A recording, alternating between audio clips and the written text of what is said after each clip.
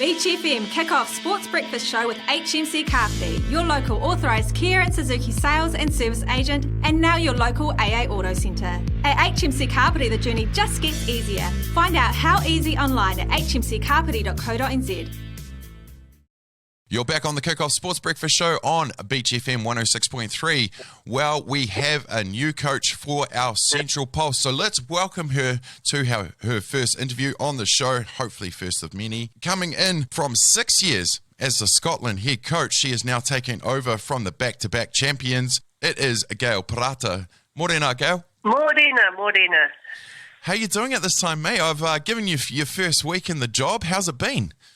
Well, Koutou Pai, although I don't officially start until around October, so I get a little bit of leeway leading into it. But very excited about what's potentially about to happen. Yeah, amazing. Well, I'm sure you've answered questions and stuff, so it's kind of work in a way, I guess. Hey, mate, you've been away from our shores for 6 years, where you had some time as you starting your career as a coach. You were the Pulse assistant coach between 2010 and 2011, even a stint as the assistant coach with the Silver Ferns in 2012. But it must have been that ambition for greater honours, a higher stage, if you will, and that experience that took you to Scotland? There was a number of reasons that took me to Scotland. At the time, there were only kind of 5 to 6 jobs at the high level, and they were all full. And so for me to go any further, I needed to go offshore. And at that time, my partner was living overseas in the UK working. And so it just made sense. Plus, my daughter's got Scottish heritage. Her grandfather's born in Scotland. So when the opportunity came up there, I thought, well, why not? It seems like the right time, and I believe everything happens for a reason. So I took the opportunity and absolutely loved my experience over there and what I learned and the knowledge that I gained. Knowledge, yeah, that would have been how 6 years. I mean, we all go and do our OEs. It's just a working OE for you as well. You just got the responsibility of being the head of performance for Netball Scotland. You took them to a top 8 ranking, 2 Commonwealth Games, 2 World Cups. So in that time, that six years, you would have learnt so much in yourself as well. But what were the biggest takings away from that time?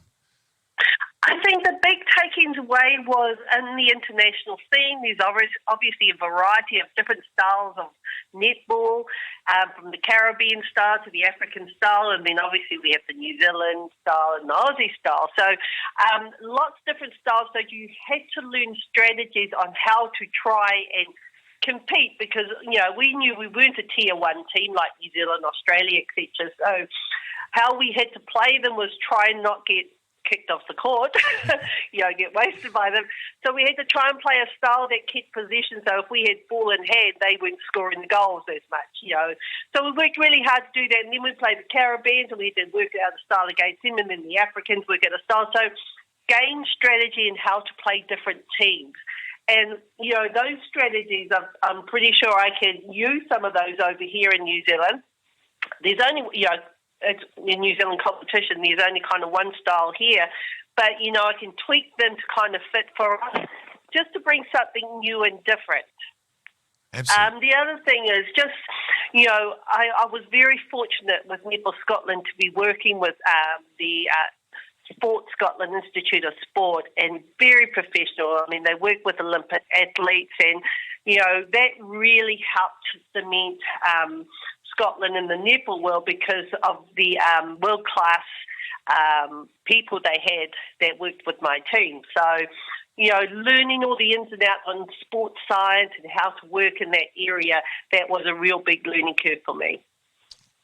Amazing. Well, you're coming home with that knowledge, with that experience. But I got to ask, was it the chance to be with the Nations Cup earlier this year in January? Did that give you the thought to come home? Because I know we almost lost you to Australia, didn't we? Yeah,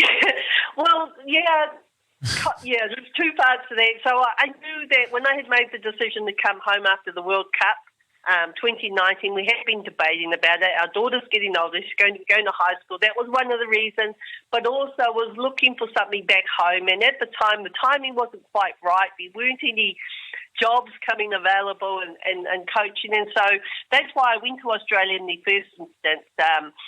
Tanya Dunes, Yes. former Pulse coach here, she had approached me. She said there was an opening in one of the teams up in North Queensland. So I looked at that and I thought, that'll be a good kind of stopgap. And I don't mean to be mean about that to them, because I was upfront with them. I said, look, if a job in the ANZ or SSN comes available, I'm going to apply for it, but I'm happy to come and, do what I can here for starters. And so that's how that came about. But then the opportunity when Nolan called me out of the blue around end of November, early December, to see if I would be available to go with her and the team to the UK, I just jumped at that chance. That was an awesome experience working with her.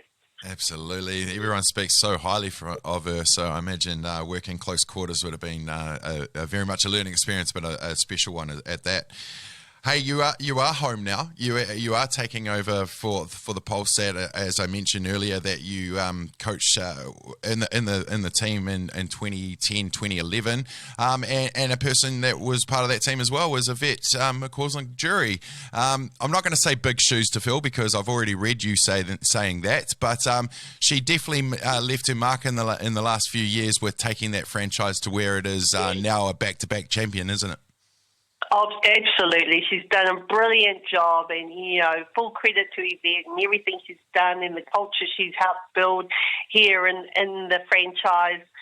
Is just awesome, and I definitely want to continue that. And I do have my own style and difference, but also, they have a winning formula. I want to enhance that and then bring some of my stuff to, tweak it and make it even better if possible, if that can happen. But, that's my plan. Absolutely. Well, I know you've already started the core. You've already got some pretty cool signings for next season.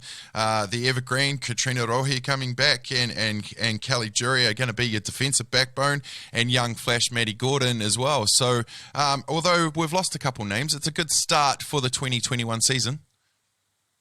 Yeah, no, we named our defensive unit and our mid-court unit, and we will be getting our shooting unit out soon enough.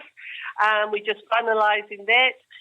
But it was disappointing to lose Kudenberger. She's an amazing athlete, has done great stuff for the Pulse. But, athletes, make decisions for what's best for them and their families, and and then we had Tiana Matuaro and Renee, and even Ali Temu, who went back to North.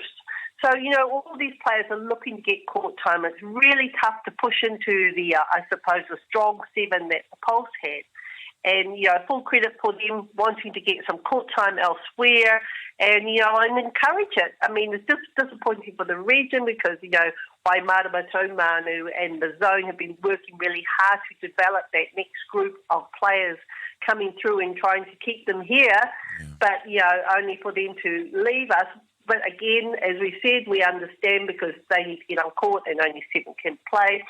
But we also have 2 youngsters who have been named in Paris Lukatui and Paris Mason. And these 2 are very, very exciting young talent that we have named in our team for the 2021 season. Excellent. No, it's definitely exciting stuff. Hey, I really appreciate our first talk. Last question, I just got to ask, what excites you more about this opportunity that you officially start in October? I think just the opportunity. I've been looking really hard how I can, I'm working with the best of the best netballers in the world.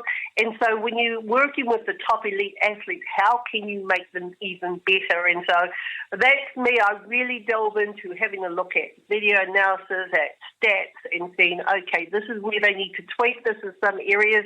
And so that's the part that I'm really looking forward to, seeing how I can just shift, even little shifts, in each of them. Even though they're world class, how can I make them even more world class? So when they tune up for the Silver Spoons, we get to win another World Cup. Oh yeah, I like the sound of that as well. And I also like the sound of three-peat. So Gail, all the best in the new job. I look forward to our next chat. Go well, and look after yourself. Awesome. Kia ora.